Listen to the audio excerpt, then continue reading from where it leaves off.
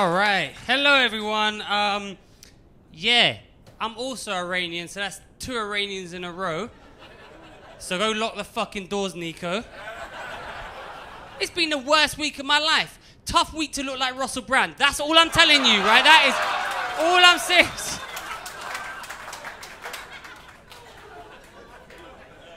Oh, I was living my best life, suddenly, bam, Russell Brand in the news. A few years ago, right, my friend was getting married. We were going to Madrid for his stag do, right? We were flying Ryanair. I hadn't printed off my boarding pass, right? For the same reason that no one in the world can print off their boarding pass. And what is that reason? We don't have a printer at home, yeah? And if we do, we don't have ink in that printer, right? Why? Because we're not millionaires. Unless we're this fuck here, right?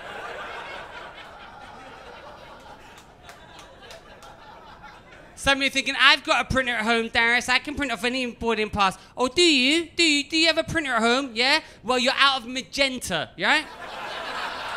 Even though you're printing in black and white, your printer is out of magenta, so you can't print shit. So go fuck yourself, right? You ain't printing shit either, right? Listen, if there was printer ink in fucking the Middle East, they'd be bombing that shit right now more than the oil. Anyway, I'm flying Ryanair. I knew I hadn't printed my boarding pass. My flight to Madrid, £25 return, right? So I think, are they going to fuck me? Obviously, they're going to fuck me. It's Ryanair. When I get to the airport, they're going to fuck me. But I'm thinking, how much? Like, fair price, for a boarding pass piece of paper, I think £10. I mean, that's a fucking, but that's like whispering sweet nothings in my ear, right? £15, that's anal, yeah? £20, that's anal no lube.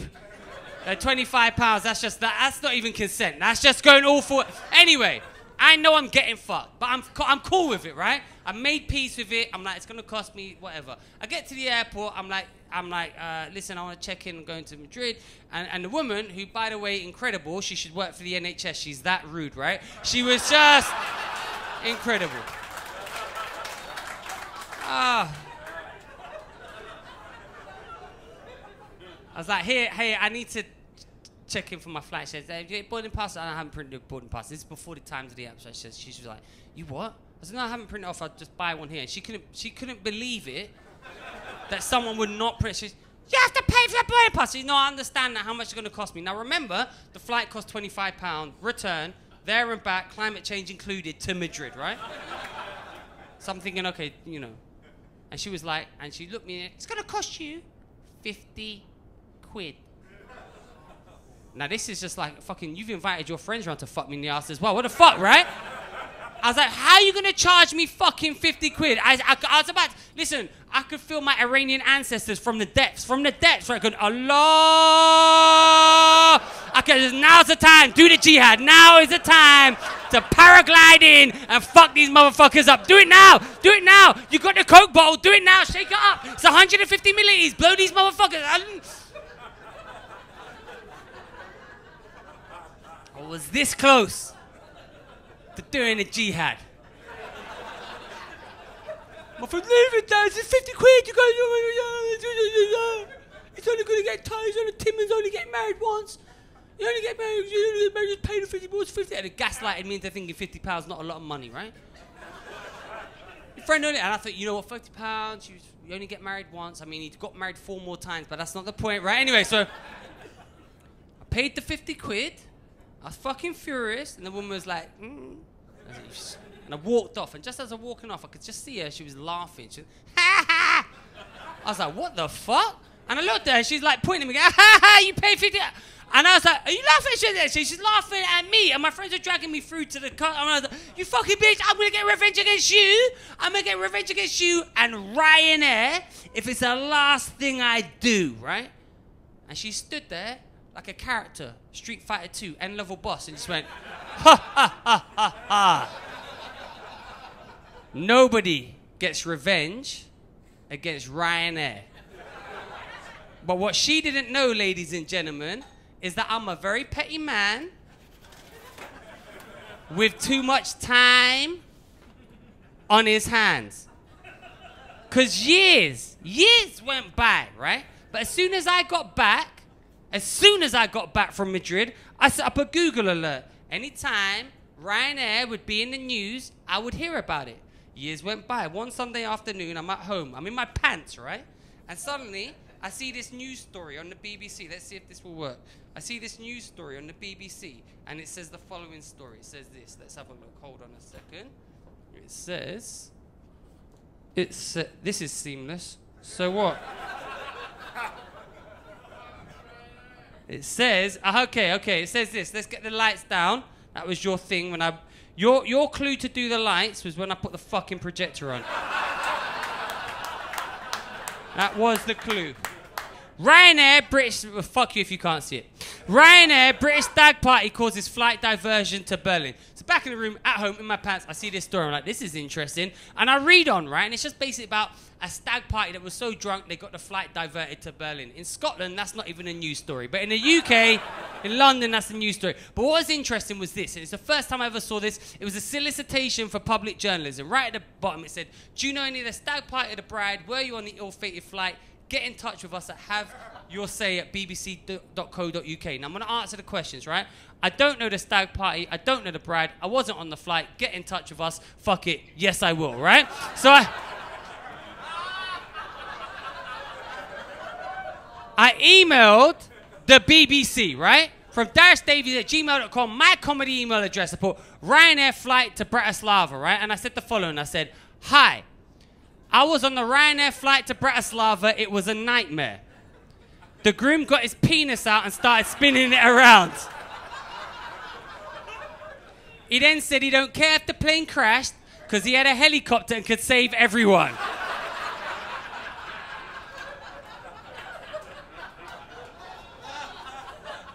He then sat down but would sporadically get up to place his balls on the gentleman in front of his shoulder and say, do you like tea? Right? It was. It was a terrible flight. They were very boisterous. I think we could all agree that when you're on a flight and you see a man take his dick out, spin it around saying, I don't care if we crash, I have a helicopter and can save everyone, that is a boisterous flight, right? Now, I knew I had to bring it back to some sort of semblance of normality, so I said the following. I said, if you have any other questions, feel free to ask me. I think I can describe the groom's penis as I saw it a lot, right? So I sent that to the BBC at 13:56. Our most respected, our most venerated, trustworthy news organisation. It's the Beeb. You've got to trust whatever they say. BBC Verify, baby. It's BBC Verify. BBC Verify tell you everything you need to know, and you can trust them 100%. So obviously I'm expecting no reply from BBC or BBC Verify, but a mere 2 minutes later I get an email, and it's from Richard Irvine Brown, my friend and yours, right? And he says the following. He says, hi Darius, many thanks for contacting the BBC about this. Are you free to speak further? If so, what would be the best number on which to contact you? So a BBC journalist read the previous email and went, sounds legit.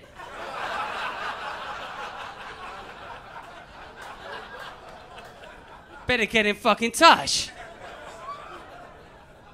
Now, I don't know if any of you have ever done a prank phone call before. When it's so hilariously funny, right? That you can barely hold the receiver to your head, right?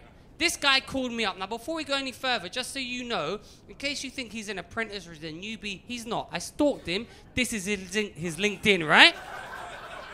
What's the line? Let's synergize on LinkedIn, right? Richard Irvine Brown, senior broadcast journalist at BBC. How long's he been doing the job for? He's been doing the job for 6 years, 3 months. What does he specialize in? Social media sourcing of news and, crucially, verification of news. Verification of news. His whole job is to verify the news. He got the previous email. He calls me up. He says, hey, Darius, what happened? Now, you have to understand, I'm in my pants. It's Sunday morning. And a BBC journalist has called me. I'm pissing myself laughing at how shit he is at his job, right? Meanwhile, he's taking me totally seriously, going, what's happened, Darius? I was like, well, and he said, is everything okay? I was like, yeah, sorry, it's my throat. And he goes, everything? I said, yeah. And he wasn't stopping me. He said, please, go on, go on. I said, I'll tell you what happened. I said, I'm on a flight, and the guy, he took his dick out. He went, he did what? I went, yeah, he took his dick out. Then he started spinning out, and he's not stopping me, so I'm making it more outrageous as I go. He took it out, and he span it around. Yeah, and he's saying he didn't have an helicopter, he could save everyone. And he could save everyone, and yeah. And he said, and then I said, there was a drop of pee on the end of his penis. And as he span it around, the drop of pee came out of his penis, and there was a man in the seat opposite him, and he was sleeping with his mouth open like that. And then the pee went into his mouth. The pee went into his mouth. I went, yeah, but then the Ryanair lady went, you're not allowed to sell drinks on the flight. And it was absolutely...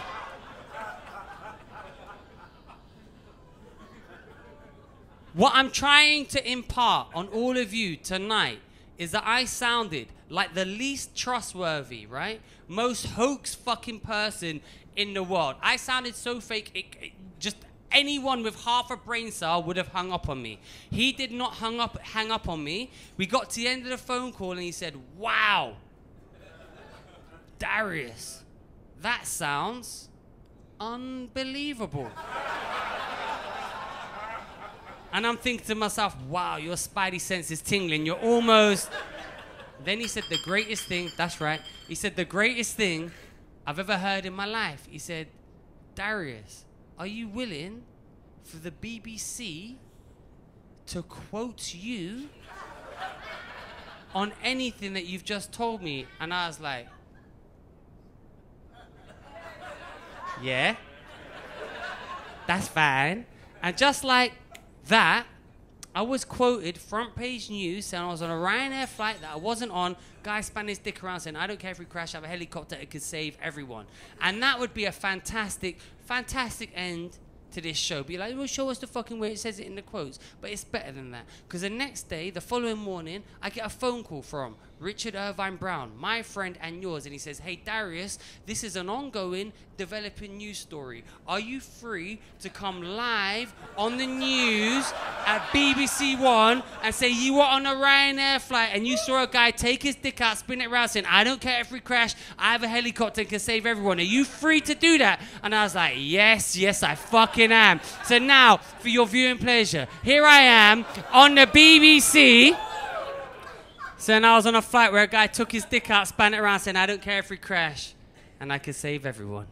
£1,000 and a possible civil damages suit. Well, Darius Davies from London was a passenger on board the flight. Joins us now. Darius, what happened? Hi there. Good morning. Well, it was a crazy flight. They were drunk from the get-go. About 10 minutes into the flight when we were in the air, one of these stag members stole the trousers. So one of them was exposed, and he stood up, and he's being boisterous. He was naked from the waist down, saying, I don't care if we crash, I have a helicopter. And he was spinning, you know, his genitalia around.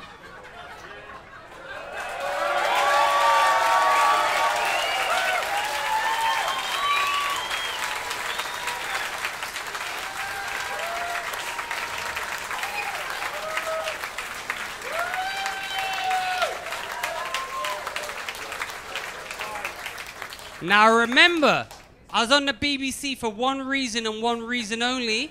And what was that reason? Revenge. Revenge against who? Ryanair. So I got this little zinger in. But some of us, like, you know, we were all remonstrating with us, the passengers. Some of the passengers, I don't think they realised what was going on. They thought it was just normal because it was a Ryanair flight.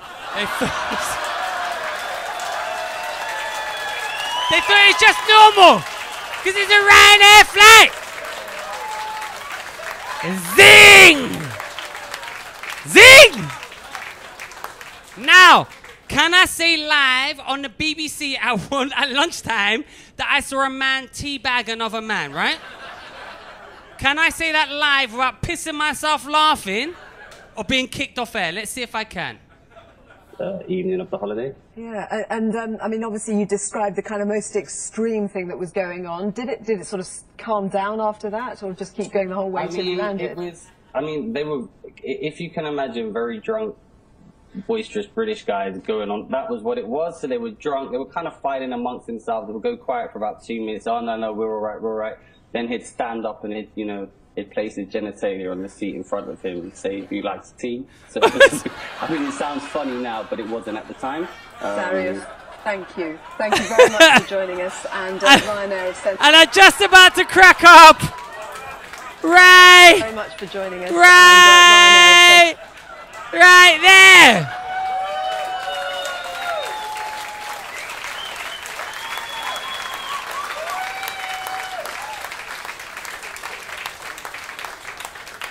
And the BBC had no fucking clue. No fucking clue. They only realised because I posted it on Facebook and said, look what I did. So later on, they had to issue a retraction saying some of the fucking comments had been removed from this article after it transpired the person who made them had not actually been a passenger on the flight. The point is, ladies and gentlemen, these are your fucking fact checkers.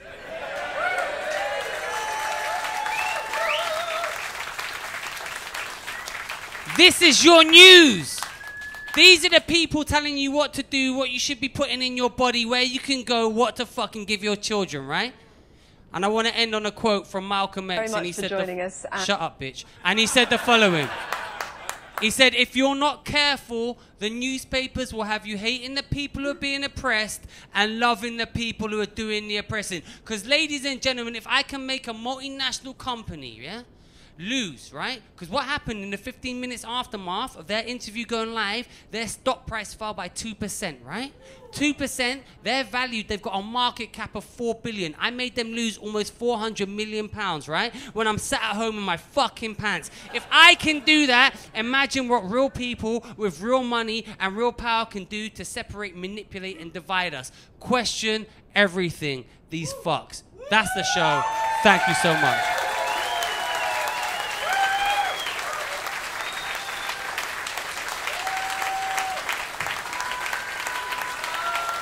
Oh, wait. Wait, not yet. I forgot. I pressed the button too soon. But don't worry, because my friend came, saw this show, and he said, "Darius, you remember when we went to Madrid? Just pretend that thing's not there." He went, "Remember when you went to Madrid?" I went, "Yeah." He went, "We didn't fly with Ryanair." I went, "What?" He went, it was EasyJet.